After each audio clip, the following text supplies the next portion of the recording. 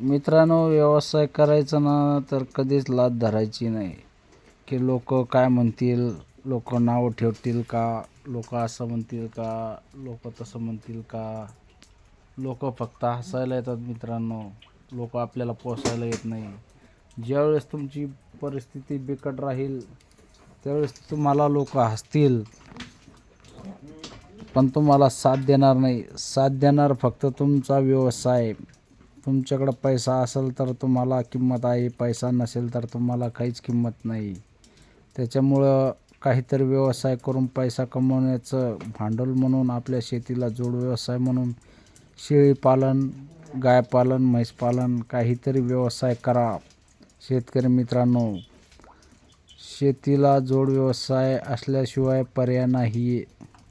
त्याच्यामुळं काही जोड व्यवसाय करा.